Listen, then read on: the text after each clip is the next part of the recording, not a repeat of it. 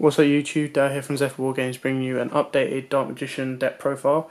So my last Dark Magician deck profile was it was the first tester one. It was a bit more nostalgic, trying to keep some of the old Dark Magician stuff in there. I have tested this out quite thoroughly, and I tested it out over the weekend with some new little techs. So when I get to those techs, I'll show you and I'll explain why. So without further ado, we'll crack straight into it. And then I'll explain what's set in stone, what isn't, and other alternatives. So, what is set in stone is 3 Dark Magician. So you must play this card at 3, there's no other way around it. It's like the Blue Eyes build, you need 3 of the main card.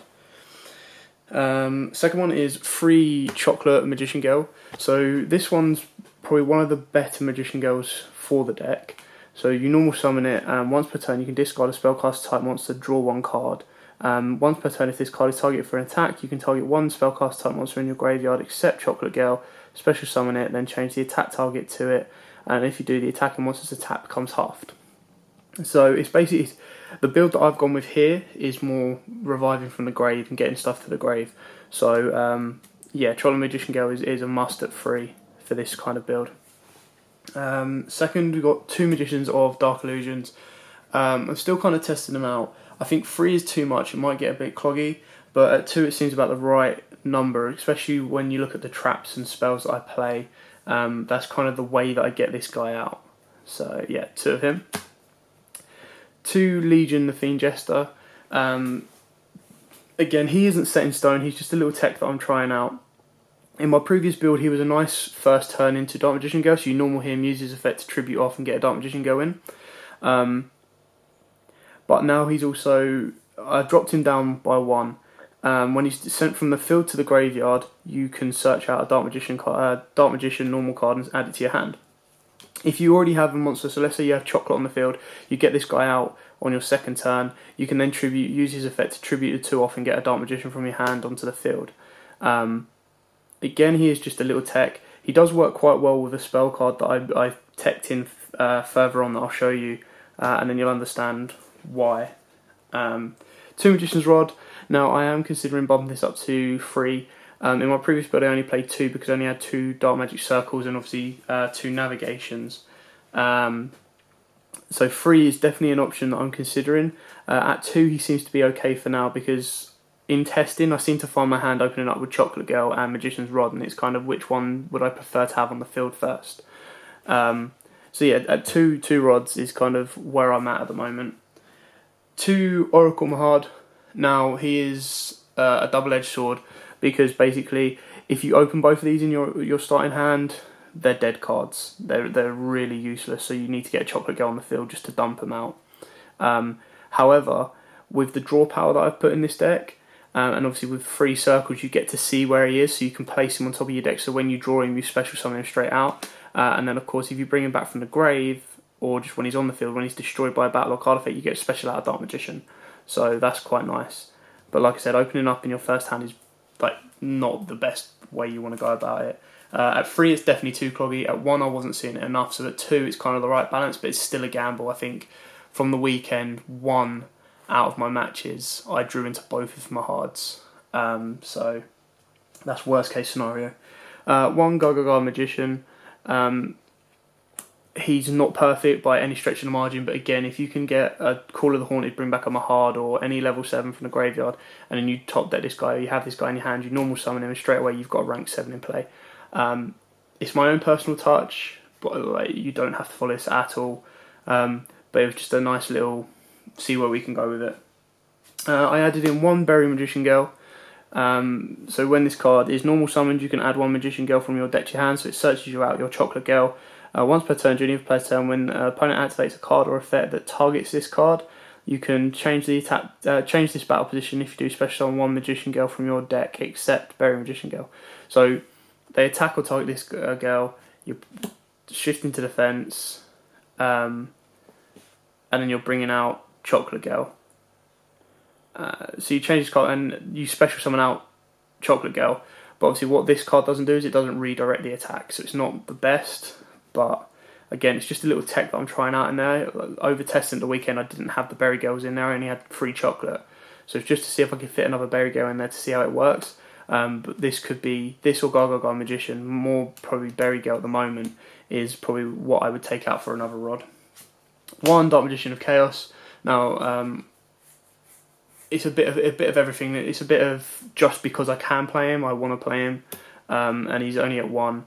But a nice little play is if you have one of the spell cards, Dedication Through Light and Darkness, you get a Dark Magician out. You can, if you get into a rank 7 play, you get into a Bond Illusion, bring out a Dark Magician, declare an attack with Dark Magician, banish your opponent's card, attack with that Dark Magician. And then what I've seen through testing is when your opponent gets out a stronger card, like 3k that can't be targeted, you're kind of in trouble with Dark Magician. But or just even at 2600, sometimes you can be in a little bit of trouble. But you can then play Dedication Through Light and Dark, get out your D-Mock, that gets you another attack, so you can push for game if need be. Gets you another attack, and then in the end phase you can bring back any spells you've used, so that it will recycle your Igekis or your Dark Magic Veils, however you want to set up for your next turn. And then finally for the monsters, 1 Glider Bulb. This will become evident when I show you the extra deck. You may think I'm absolutely crazy, but the 2 techs that I give a massive shout out to Joe from Zephyr Wargames, the 2 techs that he asked me to put into this deck, I was like, well, we'll give it a go, see how it is for a bit of testing. It actually won me a few games over the weekend. So when I get to the second tech, I'll show you what it is. But yeah, Glider Bulb, bit of fun. It was nice, and it gave my access to to about 3k attackers, so like Scarlight, Red Dragon, Archfiend, and the other synchro that I play. So it gave me the option for a little bit more than what the rank was giving me. So that's it for the monsters. Now straight onto the spells. 3 Dark Magic Circle. I'm not 100% set on these yet. It is a great card, and the only reason I've bumped out the 3 is because I want to see it more often. But the biggest issue I have with it is, again, if you draw into 2, or worst case scenario, you draw into 3, it's kind of a dead card. You activate it, you search, see the top 3 cards of your deck, great, and then you do it again, and then you do it again. But the banish effect doesn't stack, because you can only use 1 Dark Magic Circle effect per turn. So at 3, I still don't know yet. I suppose I could obviously drop 1 for a rod and search it out that way. But yeah, 3 Dark Magic Circle, still on it for the moment. 3 Dark Magic Veil, I love this card. So good. I mean, it's cheap, it's from the movie pack. You pay 1,000, you special on 1 Dark Spellcast time once from your hand or graveyard. So it's just another way to get your Dark Magicians. If you're blocked in your hand, get them out.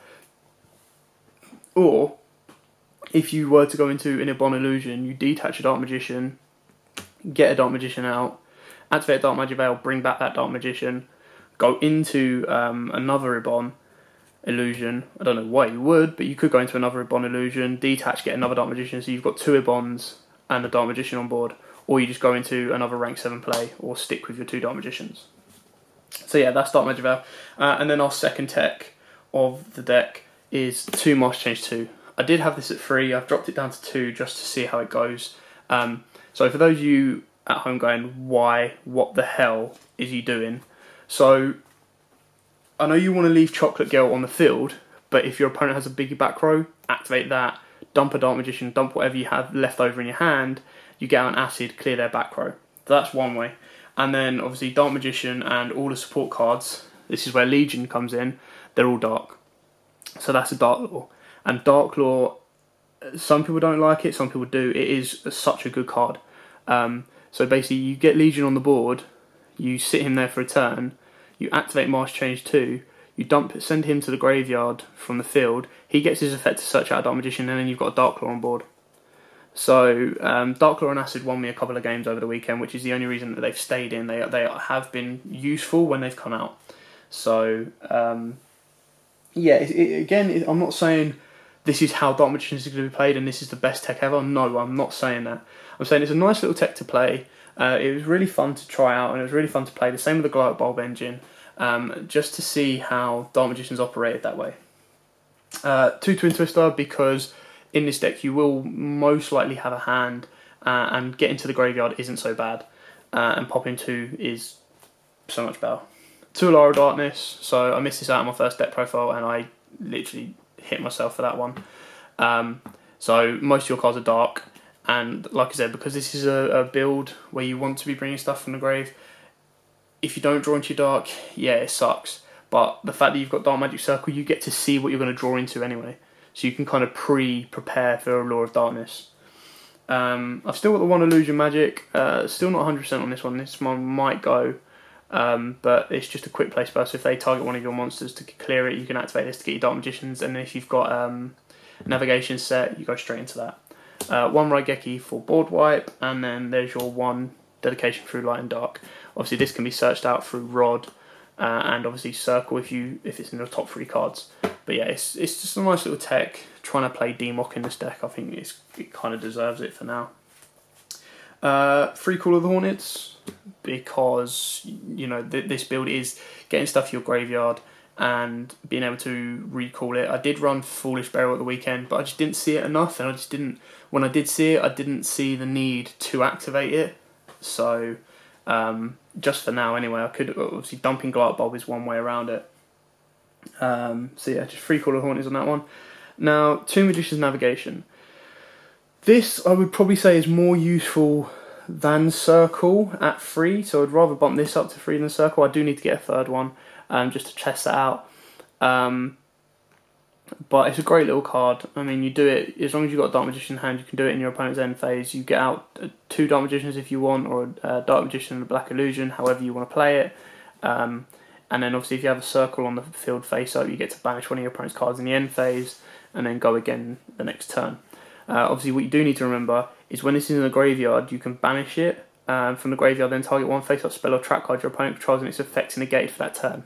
So, if your opponent activates Twin Twister to destroy your Circle on that, if you've got this in the graveyard, you banish it, it negates Twin Twister for that turn. So, it's a great little stop right there kind of card, which I think is great in this type of deck. So, 2 Navigation, maybe 3. 1 Vanity's Emptiness, just to stop special summons for your opponent to lock them out. I know it's not ideal in this deck, but just to slow your opponent down, the amount of times your opponent wants to go off and do like a special summon chain, you hit this to them, they then have to stop and reconfigure themselves to try and get around it. And then 1 Solemn Warning, because it's Solemn Warning. I did build a deck without it, and I kind of always found myself wanting to stop my opponent going off, and obviously Solemn Warning is one of the ones. You can see that this deck does burn through quite a lot of life points pay-wise with your 3 Magic Veils and your Solemn Warning, but you're not going to be using them you're not going to draw them every single time, and it's only like 5,000 life points, so the push for Dark Magician could be, quite worth it. So yeah, that's it for the main deck. So we'll go straight onto the extra decks. 15 card extra deck as usual. Oh, better find the other one. Start with the rank 7s. 2 Ibon Illusion Magician, probably so much better than High Magician. Like I said before, great card. 2 generic 2 level 7s. It can be used to rank up over a rank 6 spellcaster, but I don't run that in this deck anyway. Detach 1 material, special summon 1 Dark Magician card from your hand or deck. Dark Magician monster, sorry. Normal monster from your hand or deck. When a Dark Magician normal monster, I think it's Dark Magician. No, sorry. Special summon 1 spellcaster type normal monster from your hand or deck. When a spellcaster type normal monster declares an attack, you can target 1 card your opponent controls, banish it. You can only use the effect of Ibon Illusion once per turn. So it's just another way of clearing the board and pushing for 5k. 1 Red Eyes Flare Metal, because if you can play it in a rank 7 deck, play it, because it's such a good card. You get it out as 2800 BO, so it can withstand a little bit, and then it's constantly burning your opponent. Number 11 Big Eye, again rank 7 plays. Odd Eyes Absolute Dragon. Now I am considering taking this out for a Hope Harbinger or a rank 8. Now you might be like, what? But I can explain later on as we get to some of the cards. It's been very rare, but there has been an odd time when I've had a rank play on board, and I've been like, damn, I wish I could be getting into Hope Harbinger or just a strong rank 8 card. 1 Ibon High Magician. I don't go into this. I haven't got into this at all yet. It's okay. It's just not imperative to go into this card. Mecha Phantom Beast Dracosat, because again it's a generic 7. Good little card. Get into it. Sit there. Pop some stuff. Not best in this day of meta, but it is still quite a good card to run. onto the rank 4s. Castell, Standard, Cowboy, Dweller, and Perform Mage, Trapeze Magician. So again, it's just a little tech, cheap and easy, nice little one to play. Okay, so then onto the hero engine. So you got Master Hero Darklaw and Master Hero Acid. Again, they're still nice little tech. They did do quite well over the weekend and they absolutely helped out. And obviously, this is where the rank 8 plays come in. So you've got Master Hero Acid, and then you've got Scarlet Red Dragon Archfiend and Cyframe Lord Omega. Plus Gargoyle Cowboy. Gargoyle Magician if you get him on the field. So these three, there's definitely space for a rank 8 if you really wanted to play in this deck. So Omega, so in my personal opinion, Omega and Starlight are kind of the best generic rank 8s for now, just at this moment in time. Omega just so you can banish out your opponent's hand, and then if you've banished anything from a lore from your deck, this guy can help bring it back into the grave for a Call of Haunted player or anything like that. And then Scarlet Red Dragon Archfiend, just because he's a 3k BR, and then obviously the ability to blow up everything that's special summoned and deal 500 damage per monster to your opponent. So yeah, that's it for the extra deck, and that's it for the whole Dark Magician deck. Thanks for watching. Let me know what you think in the comments below. Again, this is just a deck that I plan to test out and play and find different ways of playing it. And like I said before, there's so many variants. There's the Magician Girl variant. There's the like a heavy spell variant. There's a keeping Dark Magician Girl in it. I kind of took her out because I didn't see her as being that necessary in this build anyway. So again, it's just for fun. It's a bit of testing. I'm gonna, like I said before, I'm gonna try and find the ins and outs. And every time I update this to a good extent, not just one card in, one card out, I will post a video on it so you guys can let me know what you think. So yeah, thanks for watching. Don't forget to like, comment, subscribe and share. Also check out the Dark Illusion competition we've got going on. All you need to do is subscribe and share. It's that simple to try and win 3 packs of Dark Illusions. I've got 3 sets of those to give away. So yeah, that's quite a nice thing for Zephyr Wargames to be doing, and we've got hoping it's going to be the first of many. So we thank you all so much for your support. I hope you enjoy this video, and again, like, comment, subscribe, share, and as always, happy dueling.